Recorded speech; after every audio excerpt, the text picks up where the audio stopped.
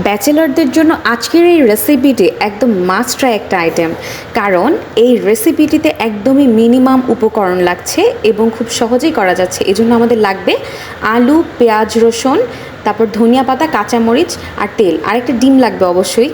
তা আমাদের প্রয়োজন অনুযায়ী তেল নিয়ে নিচ্ছি। এরপরে আমরা পেঁয়াজ এবং রসুন দিয়ে দিয়েছি।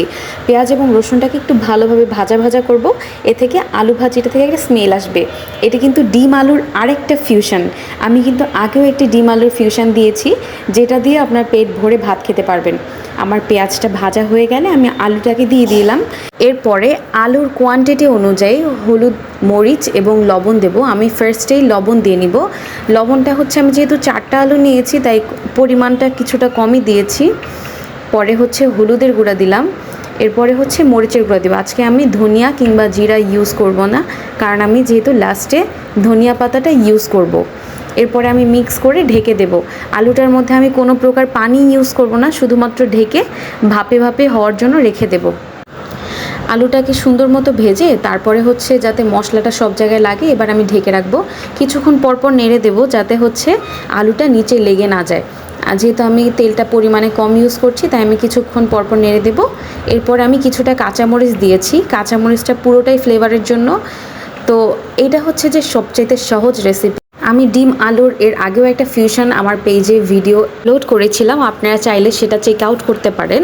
আর আজকের এই রেসিপিটিও আপনারা চাইলে 20 মিনিটের মধ্যে পসিবল। সারাদিন অফিস করে কিংবা ক্যাম্পাসে ক্লাস করে হলে ফিরে কিন্তু আর কোনো কিছু রান্না করতে মন চায় না, কিন্তু খিদা থাকে প্রচুর। তাই এই আইটেমটি খুব সহজেই 20 মিনিটের মধ্যে করা পসিবল। সরি, অ্যাক্সিডেন্টে আমার কিছুটা ডিম পড়ে গেছে। আসলে যেটা রিজিকে নেই, সেটা আমরা চাইলেও কখনো চেষ্টা করেও খেতে পারবো না। এরপরে আমার ডিমটাকে আমি সুন্দর মতো ঝুরি ভাজি করে নেব আলুর সাথে মিক্স করে। কারণ আলুর সাথে মিক্স করলে হবে কি, ডিমের ফ্লেভারটা আসবে। এটাই যে এই রেসিপিটার গেম চেঞ্জিং ব্যাপার, যেটার কারণে আপনারা কিন্তু পেট ভরে ভাত খেতে পারবেন। আর আপনারা কে এই রেসিপিটা ট্রাই করেছেন আমাকে অবশ্যই কমেন্ট করে জানাবেন, এবং আপনাদের রিভিউ এবং ফিডব্যাকগুলো সবসময় আমার পেজে জানাবেন।